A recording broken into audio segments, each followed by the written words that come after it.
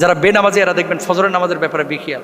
ফজরের যদি ফজিলত জানতো, ফজরের ফজিলত জানলে কখনো কোনো মানুষ ফজরকে ছাড়তো না। যারা ফজরের নামাজ ঠিক রাখে তাদের রিজকের মধ্যে প্রশস্ততা আল্লাহ তাআলা দান করেন। দুই ঠান্ডার সময়ের নামাজ, একটা হচ্ছে ফজরের ঠান্ডা আর একটা হচ্ছে আসরের ঠান্ডা। এই দুইটা নামাজকে নবীজি সাল্লাল্লাহু আলাইহি ওয়াসাল্লাম বিশেষভাবে কি করছেন, গুরুত্ব দিতে বলেছেন। গুরুত্ব, ওয়াল ফাজরি ওয়ালায়ালিন আশর, কসম ফজর কালের এবং 10 রাত্রের।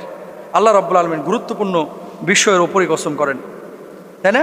তাহলে যে আল্লাহ ফজরের নামাজের সময়টার নিজে কসম করেছেন, সেই ফজরের গুরুত্ব কম না বেশি? নিঃসন্দেহে বেশি। 1 নাম্বার।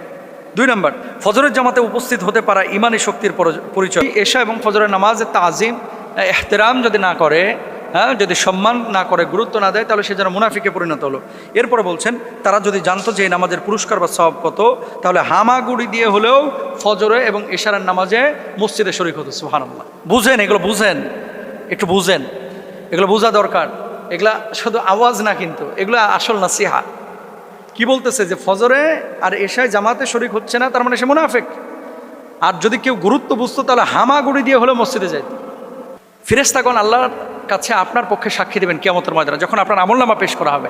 ফেরেশতারা বলবে যে আল্লাহ, আমি দেখেছি এই মানুষটি নামাজ আদায় করেছে। কারণ কি, ফেরেশতাদের পালাবদল হয়। যখন আপনার আমলনামাটা আল্লাহর সামনে পেশ করা হয়, ফজরের সময় এক গ্রুপ আসে, তারপরে রাত্রিবেলায় আসরের সময়, ফজরের সময় একদল ফেরেশতা আর আসরের সময় আরেক দল ফেরেশতা। এটা কিন্তু তাদের ডিউটি চেঞ্জ হয়। একদল ফেরেশতা আসমান থেকে আসে, আরেক দল ফেরেশতা আসমানে চলে যায়। তো যখন আমল আল্লাহর সামনে এভাবে পেশ করে ফেরেশতারা আপনার ব্যাপারে, তখন তারা বলে যে আল্লাহ, তাদেরকে আমরা নামাজরত অবস্থায় রেখে এসেছি। তখন আল্লাহ খুশি হন। ফজর আর এশার নামাজ কেউ যদি জামাতে আদায় করে।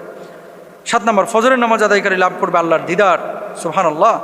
এরপরে হচ্ছে 8 নম্বর, জাহান্নাম থেকে মুক্তি দিবেন। নবীজি সাল্লাল্লাহু আলাইহি ওয়াসাল্লাম স্পষ্ট বলেছেন, যে ব্যক্তি সূর্যোদয়ের ও সূর্যাস্তের পূর্বে ফজর ও আসরের নামাজ আদায় করে, সে কখনো জাহান্নামে প্রবেশ করবে না।